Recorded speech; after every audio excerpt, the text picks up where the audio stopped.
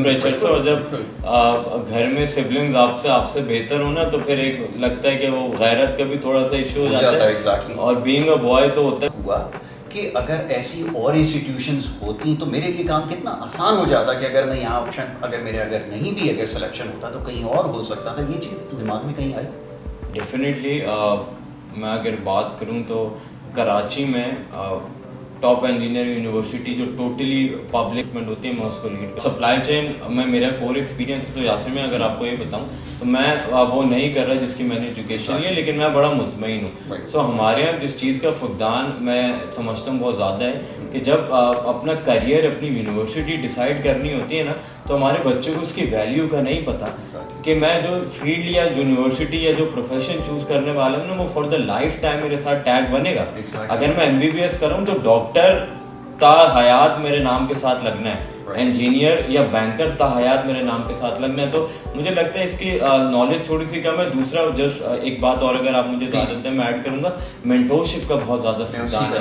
आप हमारे यहाँ जैसे भी आप हमारे यहाँ देखें ना, हमारे यहाँ गिन चुन के मोटिवेशनल स्पीकर्स रह गए, हमारे यहाँ मेंटोर्स नहीं हैं। हमारे यहाँ मैं कहता हूँ जब बच्चा फील्ड चूज़ करे ना, उसको दो चीज़ें लाजमी देखनी चाहिए।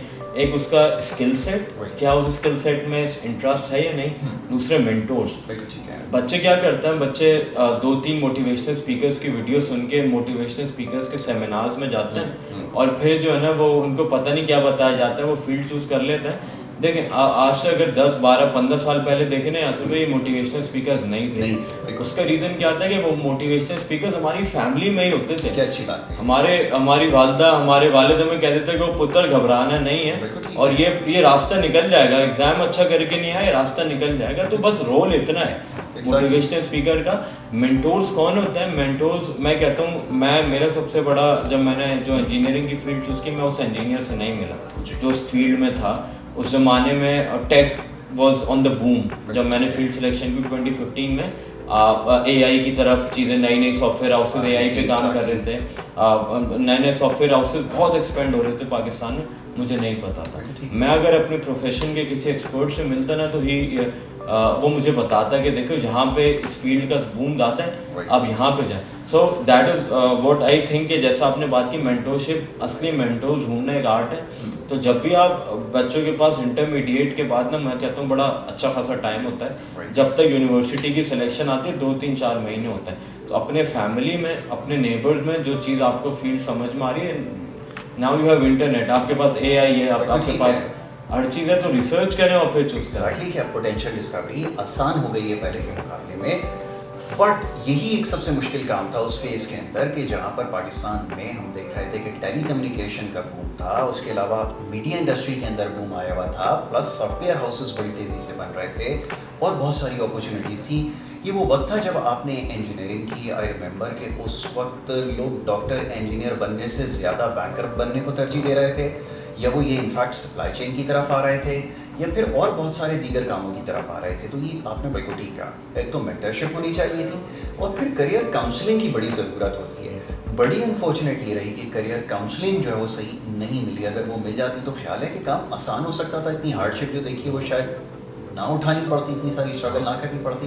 यस भाई, feel blessed in the way कि मैं, क्योंकि डिज़ायर है, वंस मैं NED में आ गया, मैंने एवेन्यूज़ देखे, फिर मैंने अपनी जर्नी स्टार्ट की। मैं जब ग्रेजुएट हुआ ना, हमारे यहाँ सबसे बड़ा अलमिया क्या है, बच्चा ग्रेजुएट होने के बाद सोचता है मुझे करना क्या है। पूरी दुनिया में जैसे भी ऑब्जेक्टिव बेस्ड एजुकेशन होती है। बच्चा प्राइमरी में आता है, ऑब्जेक्टिव क्लैरिटी होती है, सेकेंडरी में आता है, ऑब्जेक्टिव में क्लैरिटी होती है, इंटरमीडिएट। अब हमारे यहाँ देखिए ना, 16-17 साल का बच्चा इंटरमीडिएट कर चुका होता है, तो दुनिया में ना लीगल एज है ये काम करने की।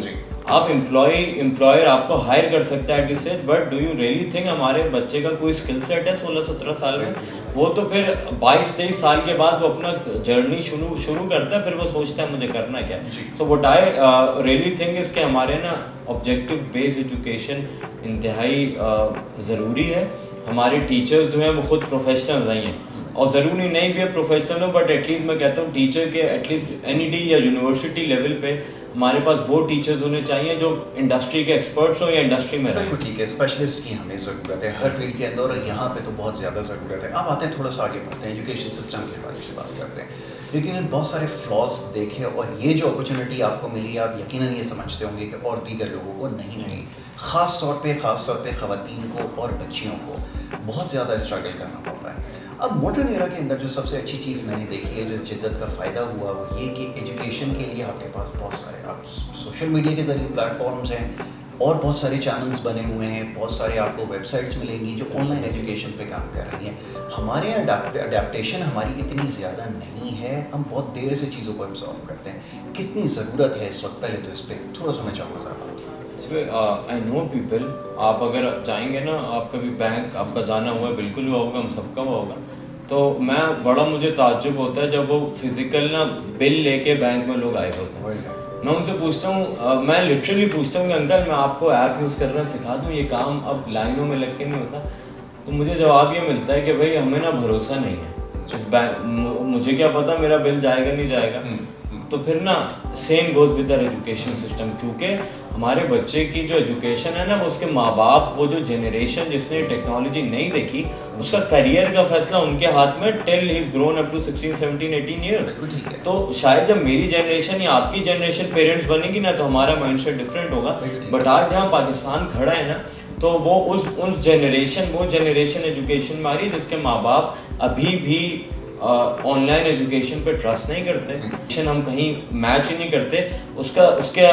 मेरे पास सवाल है, उसका प्रूफ क्या है? कहते हो आप कुछ नहीं करा, आप उनका यूट्यूब जाके। इससे कब छुटकारा मिलेगा, कब इतना हम वाइड उस पर सोचेंगे, हम कब इतना ब्रॉडर पर्सपेक्टिव इसका जान सकेंगे कि ऑनलाइन और ये तमाम चीज़ें हमारा काम आसान कर रही हैं, कब ये हो सकेगा? जब तक मैं अगर बीइंग ऑनेस्ट बताऊँ ना, जब तक हमारी वाली एक तो थ्योरेटिकल जवाब देंगे तो सही, हम ये बात कर सकते हैं, अवेयरनेस आ जाएगी, लोग में शऊर आ जाएगा।